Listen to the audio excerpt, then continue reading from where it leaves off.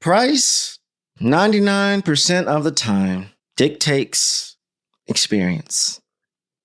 If you're a person, a business, a freelancer, an entrepreneur that pursues cheaper engagements, listen up. I can almost guarantee that experience will lead to micromanaging, price sensitivity, delayed or absent participation, urgency, but for unrealistic results, lack of motivation or engagement, shifting from a set partnership to delegation, and impatience in the process to stay consistent. Now, those are just some of the things that I can almost guarantee from a cheaper engagement. Not saying that cheaper engagements are bad, but as you are growing and you are scaling, you'll find and identify that people who typically spend less have ridiculously high demands and will run you a lot differently than someone who's paying a lot more, making a higher tier investment. They're going to give you the more time and space to do your thing because they don't have time to micromanage. Clearly, they're not price sensitive. They're invested in the process. They want to participate. They want to engage. They have motivation. They have expectations, and they're leaning on you to tell them what's realistic, what's possible. What do you need from me to maximize this investment to get the most for both of us? So obviously, the goal is to acquire higher ticketed clients who may be more stable, less pressured by time, have better clarity, can tolerate more risk, and is motivated to actually do the work with you. Now, that sounds great. But how do we do it, Troy?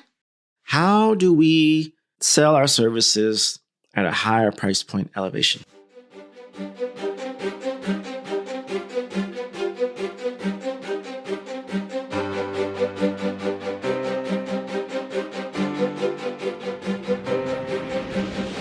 I don't know about you, but if you're hustling in the trenches to build a business or bootstrapping one of your own, let's talk about an AI-powered tool that can lighten up your workload. HubSpot's Campaign Assistant is a game changer for creating marketing campaigns at scale. It quickly turns your key selling points into a cohesive pitch, which helps you deliver knockout emails, awesome ads, and dynamic landing pages in minutes. Just choose your content type, input a few key points, pick a tone, like friendly or witty, and let the AI robots handle the rest. You can copy and paste the content to whatever channel you'd like, or even convert it directly into publishable campaigns without ever leaving your HubSpot interface. So let Campaign Assistant take care of the campaigns so you can get back to growing your business. Work smarter, not harder, at HubSpot.com/campaign-assistant.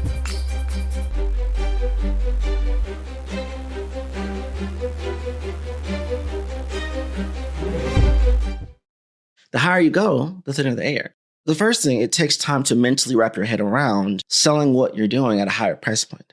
Now, if someone were to say to you, well, this is the value that I feel is the price for what I'm offering, and you sit with it.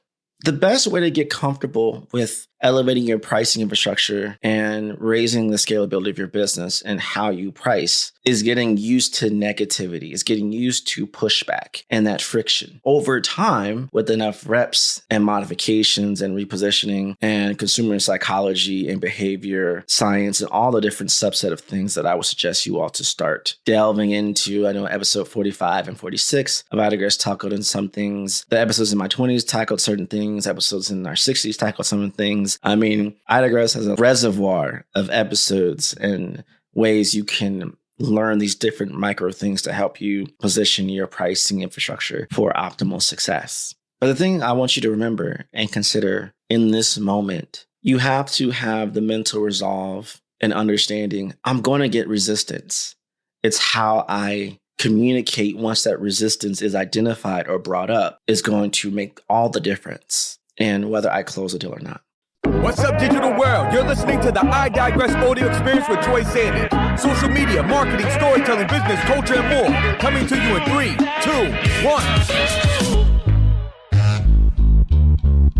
The first thing to understand, don't put any pressure on the price or for them to say yes. No one likes to be sold to. No one likes to feel pressure. No one likes the sense of desperation. It reeks desperation that I'm depending everything that I own, everything of my life, everything that I need on you to say yes to sign this contract so I can continue on with my business, take care of my family, take care of my employees, XYZ. Don't do that. Come in nonchalant, whether you say yes or not. We cool. We cool. You want to know why? Because people come into the conversation knowing they have to decide on paying for something. They already have a mental wall. They already have their heart elevated. They're coming in with set resistance, set words is going to trigger them to shut down and walk away. Now, if you come in with none of that, we're just going to have a conversation. Or yes, we've had multiple conversations. This is the final conversation I'm going to have with you on this, whether you pay for the service, pay for the offering, or pay for the deliverable or not. Hey, we've had a good time. I learned about you learned about me. And that takes us all the way back to episode 2, the relationship status of BAE, buyer, advocate, or elevator. If you want to be a buyer, this is the final conversation to be a buyer. If you don't want to be a buyer, it's cool. You learned a lot. Maybe you could be an advocate and connect with someone who wants to be a buyer. And if you don't want to do that, cool. You can be an elevator, follow me on social media, continue listening to my podcast, get all the freebies that you want. And if you're ready to pay for extensive work done, cool. Let's do it together. Let's go. Right? Flow. I was watching Family Matters clips on YouTube the other day. And like sometimes people, you know what you need to do? We want to get all nerdy and technical, like Urkel. But in actuality, all we need to do is embrace our Stefan and just be suave. Have that swagger. Be smooth with the conversation. There's nothing that they can say or do that's going to ruin your day. I'm not putting any additional pressure on you to say that you have to do this to pay for my rent. You have to do this so I can do this, so I can do that. Nah. The price is the price. If you can't pay for all that up front, but you're willing to work with me and you still want to do this investment, well then, okay, what can you afford to pay right now that doesn't break your bank? And we can keep it moving. The issue wasn't the price. The issue was the cash flow management of the investment they're making into you. So cool, bet. Let's stretch the payments out. 3 months, 6 months, maybe a year if your cash flow and your business can tolerate certain things like that. Cool.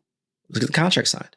Okay. Oh, well, I don't see so-and-so prices are cheaper. I can get this for cheaper.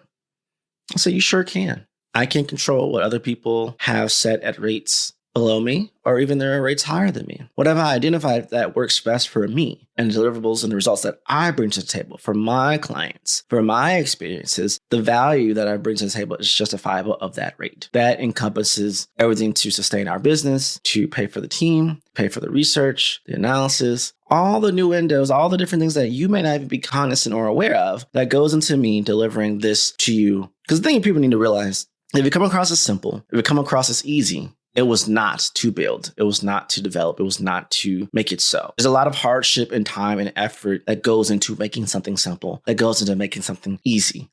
All the automation, all the delivery. If someone's having a consultation with me, a paid consultation, $3,500, and we're doing the dance, we're doing the talking, like, Troy, you're just ratting things off, dropping so many gems of knowledge and insights specifically for my business. You've identified problems, all these different things. Yeah, I've been doing this for so long. I know the patterns. I know how to synthesize where you're trying to go, what you're saying, what you're really saying, and what you need to be doing to get to where you want to be. And so that accumulation of effort and energy and work and all that stuff comes into being able to regurgitate these insights and thoughts and strategies customizable to your business in under an hour with time to spare. So it's worthy of that price point because it's not just this moment. I'm giving you 15 years of experience through the lens of your business, your problem points, and where you're trying to go within the constraints of an hour. Saving you time, money, and years of you having to try to figure it out on your own. You just got it in an hour for a price that's substantially much cheaper than what I have lost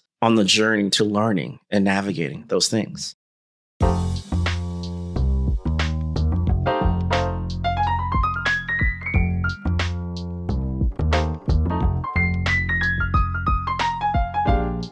The world often sees the shiny resumes, the amazing highlights shared on social media, and coveted job titles associated with a person's LinkedIn profile. Do you know what we don't see? We rarely see the story behind the titles, the story behind the coveted social media proudness. We rarely see the story behind it. And when we do, it's often in a memoir towards the end of someone's journey. No Straight Path, hosted by Ashley Menzie Babatunde, aims to inspire conversations by shedding light on the stories behind the shiny resumes, the social media highlights, and job titles. No Straight Path aims to humanize success from the millennial perspective, featuring guests from all walks of life. You can listen to No Straight Path wherever you get your podcasts.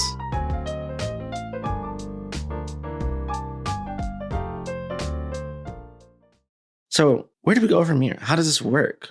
When you're having the conversation, everyone says the psychology things of say the price and don't say anything. Wear certain colors, use certain word choices with partnership, investment, tying it always to the outcome. Those are all great things. But I'm going to give you the 4 things that you need to do. The framing always has to be an investment. The investment is you're making the investment in the hopes that the outcome would be what it be. There's no guarantee. When you're doing investments and you're adding to your portfolio, your Roth IRAs, your flex accounts, all the different things, however you manage your money and however you want to pursue, there's risk. Things are volatile. So you have to be careful, but it's an investment. The longer an investment, 9 times out of 10 is going to actually produce an ROI for you, almost a guarantee. Put things more in the market, you be patient, there's going to be some type of ROI automatically from the jump. Now, if you use that same framing when it comes to businesses and opportunities, here are the 4 things. Investment must equal more money. Your offering should help make them more money in the long run with the investment they are making with you and your offering and your deliverable. So there has to be an ROI specifically from money I've invested, more money I brought back into the fold. Number 2, the investment must save them time. I've said this a million times, I feel like, on this podcast during its lifetime run. Time is the most expensive commodity that we all have. One, I'm grateful for every single one of you who have taken the time to listen to this podcast. I don't take that for granted whatsoever. Time is very limiting. That's all we got. If you look at just like the Justin Timberlake movie, Just in Time, if we look at that and parallel that with business, the success of a business is determined by how they utilize their time, especially in the early years. If you're going to spend all the time exchanging time for money, exchanging time to learn, as I said, the 4 currencies of time, money, knowledge, and skill from previous episodes, you have to be able to navigate that accordingly. And so if the investment in you saves me time that I can allocate somewhere else while things are getting done that helps me bring in more money, more assets, everything else, that's a benefit. Saving someone time is critical and in many ways priceless. Number 3, your investment needs to reduce or completely eliminate pain. If someone says, hey, I have this pain, here's this Tylenol, wait 2 hours and the pain should go away, and it does, oh my goodness, thank you. I can continue on with my life. Whatever the pain point that you're offering, that your solution provides to eliminate, and you can capitalize on that, you can position that to those audiences and understand A plus B equals C, investment plus you equals pain-free. Oh my goodness, I have to do this. Less resistance and a higher increase in referrals, because if anyone experiences that certain type of pain and they meet this person or interact with this person, I have a solution. Going back to way old episodes, are you the chocolate cake or are you the Tylenol? Are you going to be the Tylenol for who you're trying to attract? Who is your Tylenol meant for? And I'll say this too. If you can reduce someone's pain, that's almost a lifetime or at least a long-term guaranteed contract situation. Every time they confront that pain, they go to you, they get the solution, they keep moving. And number 4, the investment must create a higher chance of achieving desired outcomes. The people who are making the investment in you and your business and your offer, they believe that the tool, the offering, the support, the partnership can benefit them in reaching their outcomes. They believe that you are the conduit, that you are the bridge to where they're trying to go, the coveted destination they haven't achieved to this point. So the investment has to equal more money, more ROI. The investment has to equal saving time. The investment has to equal reducing or eliminating pain. And the investment has to create a higher chance or higher percentage, an increased percentage of achieving a desired outcome or outcomes. Money, time, reduced pain, and desired outcomes. If the investment that they can put into your business can do those things, now it's a matter of how much is it worth it to you to add another 0 in the next 3 years? How much is it worth it to you to save 25 hours a week that you could spend elsewhere, other parts of your business? How much is it worth it to you to eliminate that pain, whether it's a paper cut pain, whether it's stabbed to the side pain, whether it's that burning pain that you are dealing with as you're growing your business, you're scaling your business? How much is it worth it to you to know you have a higher percentage of achieving your actual outcomes? Can you put a price on that? what would be worth it to you? Here's what I'm saying. Let's negotiate. And if you have range to negotiate, cool. Most times, most people would say have a mid cap, a medium ground. You have an ideal higher threshold that you love to go to, but you can negotiate down to a lower threshold as, hey, I can't go any lower than this. I'm almost breaking even just doing this with you type of thing. But pricing is hard. Don't get me wrong. No matter how high you go, no matter if you have an extensive sales team, when you get to the contract signing day, you do all the dance, you have all the great conversation about your business, what you offer, and you say the price, and then you get quiet. I find you have to instill along the way a see and say psychological echo of confirmation. Yes, I need this. Yes, I need this. Yes, I want this. Yes, belief. Tie it back into logic. Tie it back into purpose and passion and the outcome that they want, making that vision. And then it's like, okay, if you can't afford this right now, just know that at this price for what you want, that you've been saying this whole time, yes, until we got to price. Is it really price or is it cash flow? Is it really price or I need to bring in another party to help me fund it? Is it really price or I was never fully equipped to pay at the rate that I want to achieve the outcome that I want for my business at this point in time? Many times, I can't get mad at someone who can't afford me at a certain rate. They probably were hoping all these different things were cheaper than what they thought when they started their business. And they have the reality of certain things. It's like everything is much more expensive. Or I didn't analyze what I needed. But now that I know, that doesn't mean that they won't hire me in the future. They just won't be able to hire me right now. And that's okay. The other thing that we're thinking about here, you can always have a lower price tiered thing that after we've exhausted and we've clearly identified they're not going to be able to afford if price is really the issue. Well, I have a very special, unique offering for those who are like yourself, who've gone this far, who've checkmarked everything off the boxes, who is an ideal client for me, an ideal candidate for our offering or our service, and we can put you in this program for this price. How would that sound? It's almost like your last shot at just seeing what they say yes to something. Now, if they say no, that tells me that they really had a cash flow problem. Or they really didn't see the value and they just strung you along. Or they really didn't know how to say no. And they're just a really nice person.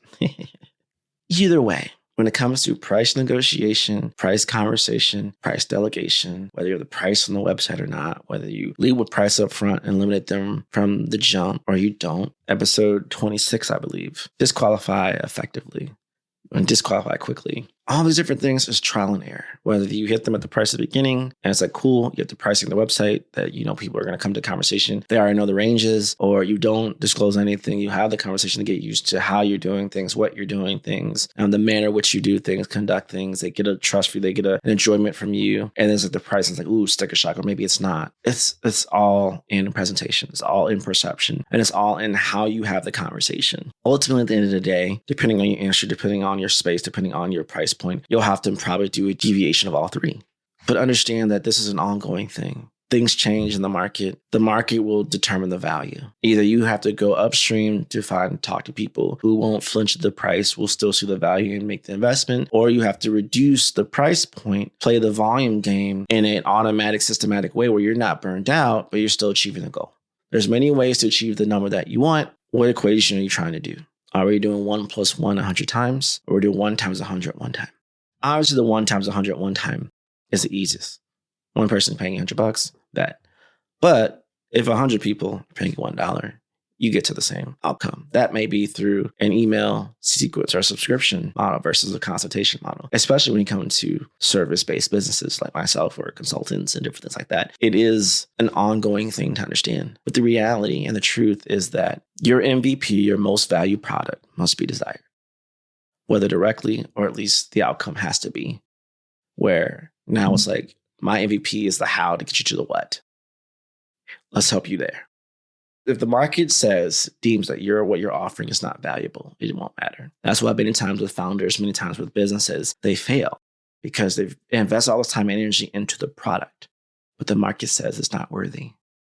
It's not necessary, or no, we're not paying for that. So it's critical to you to understand as you're building the assets, you're building this business, you're building this new offers that you're launching from a go-to market perspective, or whatever the case might be, that you understand, I have to make sure that I'm seeing the demand, I'm monitoring the market fit, the product fit, and making sure that every so often I shine a little bit of light and seeing when people jump at it. If people stop jumping at it, people are stop being curious, well, maybe you need to reconsider not only the price, but the offer itself. So to achieve higher ticket clients, it's all about investments. The investments to make more money, save time, reduce or eliminate pain, and drive a higher percentage of a chance to get a desired outcome. It needs to be in demand, needs to have a good product fit, market fit, audience fit. The value needs to be subjective to the audience, and you have to have your arrangement of how you want the price to be structured. The more that you get yeses, the better off you are. It's also predicated on where you are in your business. If you need small wins to build snowball effect for the bigger wins, it might be a lower price, bigger, wider access. If you need to reduce the amount of time and commitments and increase the money still, going from a 1 + 1 + 1 100 times to 1 × 100, then you have to go upstream, position your package a little bit better. It might take a little bit longer to close, but now you're doing less work, higher money, greater outcome, allows you to scale at a higher rate, and then you do it over and over and over again. And if you need help in this pricing infrastructure and market demand fit and market analysis and lead gen optimization, all these different things, I might know a friendly neighborhood strategy hacker who can help. Sending you positive vibes, abundance, and better pricing. And I'll see you next time. And that's a wrap. We hope you enjoyed this episode of I Digress. What was your takeaway? Care to share your thoughts and tag Troy on social media? You can find him on all platforms at Find Troy. Don't forget to like, subscribe, and leave a review or comment for this episode from wherever you're listening. Looking for a marketing strategist to build the structure, strategies, and systems you need to get the success you want and the ROI you desire in your business? Book a discovery call to talk with Troy at findtroy.com. And as Troy's philosophy goes, imagination is the engine, content is the fuel, social media is the highway, marketing is the roadmap, sales is the destination, culture is the GPS. Thanks for listening.